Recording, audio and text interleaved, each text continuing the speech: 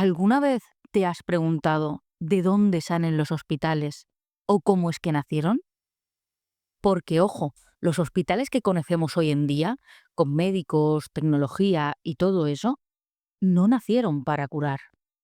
Sé que puede sonar raro, pero durante la mayor parte de la historia, si hubieras entrado en un hospital, te hubieras encontrado más incienso que instrumentos y más sacerdotes que médicos. La historia que hoy os voy a contar empieza con dioses, pasa por monjes y termina en quirófanos llenos de máquinas que hacen bip bip cada 2 segundos. Empecemos imaginando que estás en el antiguo Egipto. Te pones enfermo y te llevan a lo que ellos llaman casa de vida. Y tú piensas, vale, genial, esto suena a hospital, pero no. Allí te recibían escribas que recitaban textos sagrados, hacían rituales y te untaban con ungüentos mientras rezaban a algún dios para que se apiadara de ti. Para ellos, la salud era un asunto espiritual, no médico. Si algo iba mal, era porque una fuerza divina estaba desequilibrada. Ahora trasladémonos a la Grecia antigua, donde la cosa no cambiaba mucho. Un hospital griego olvida la idea de batas blancas, médicos y salas de cirugía. Bueno, batas no había, pero sí togas blancas.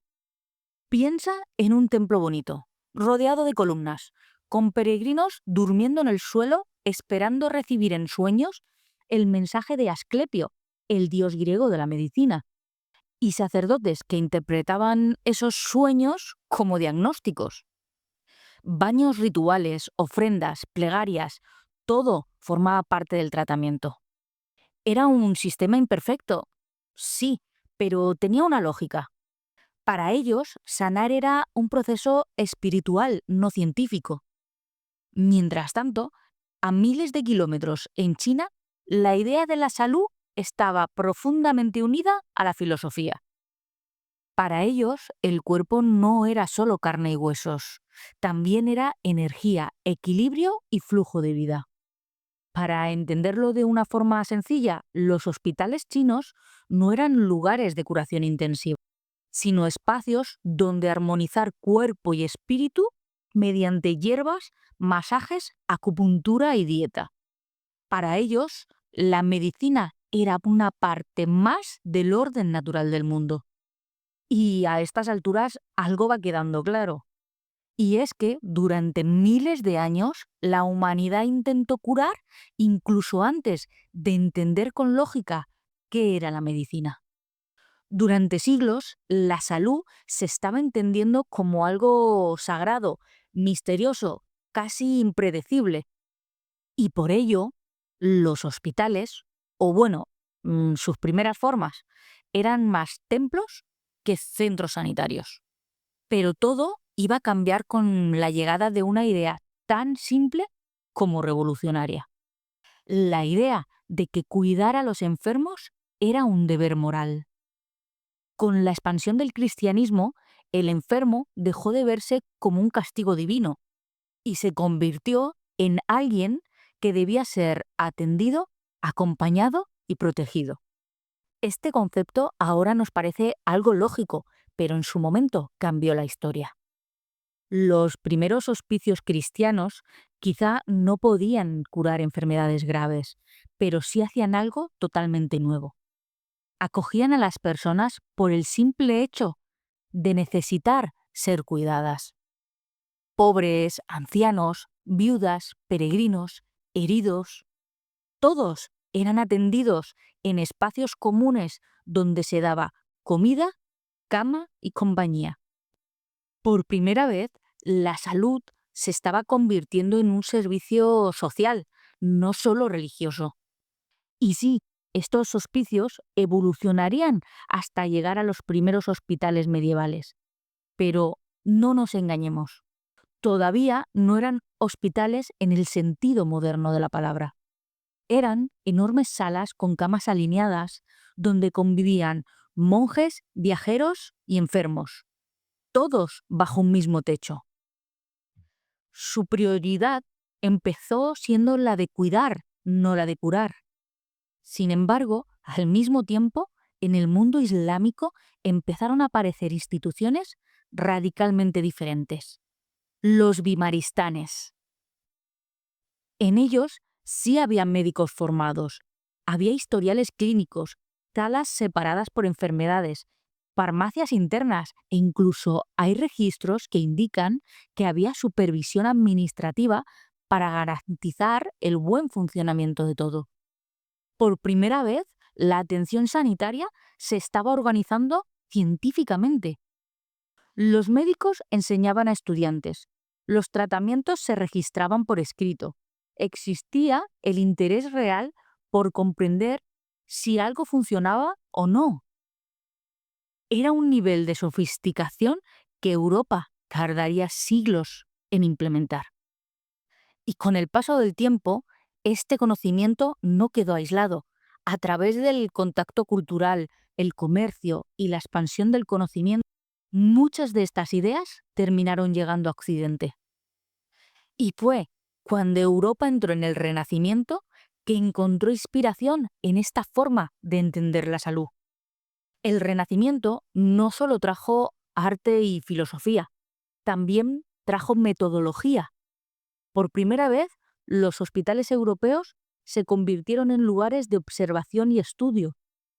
Médicos y estudiantes analizaban casos, comparaban síntomas, registraban datos y estudiaban el cuerpo humano. Las autopsias, que habían sido prohibidas durante siglos, empezaron a realizarse de forma sistemática. Y ciudades como Florencia, Padua o París se transformaron en auténticos laboratorios de conocimiento, donde la medicina empezaba a independizarse de la religión.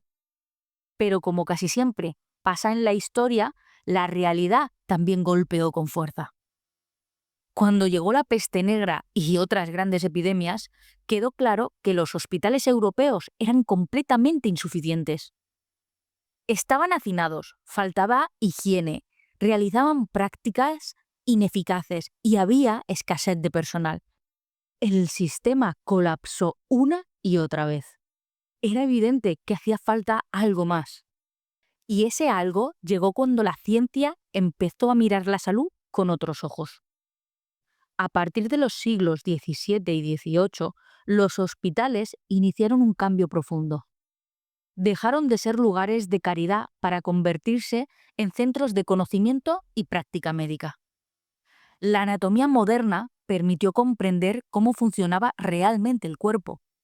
Y llegaron prácticas como la anestesia, que hizo posible operar sin dolor, la microbiología, que demostró que existían organismos invisibles responsables de las enfermedades. Los principios de higiene transformaron por completo la supervivencia en las salas y la formación médica dentro del hospital se convirtió en una herramienta esencial para crear profesionales. Y es aquí donde por fin nacen los hospitales modernos. Y felizmente, la historia no termina ahí. El siglo XX trajo una revolución tecnológica que ningún médico medieval hubiera podido imaginar. Se implementaron los rayos X, que permitían mirar dentro del cuerpo sin abrirlo. Las vacunas frenaban enfermedades antes letales. Y los antibióticos cambiaron la supervivencia humana para siempre. Y eso por no hablar de las transfusiones sanguíneas, la creación de unidades de cuidados intensivos, la cirugía cardíaca, la biotecnología y los trasplantes de órganos. Los hospitales se habían convertido en máquinas complejas dedicadas a salvar vidas. Entornos llenos de ingeniería, ciencia, organización y personas trabajando día y noche para sostener algo que hace apenas siglos era impensable: la medicina basada en la evidencia. Y así, lo que empezó como un templo lleno de rezos terminó convirtiéndose en uno de los lugares más sofisticados que el ser humano haya creado. Hoy, un hospital no es solo un edificio.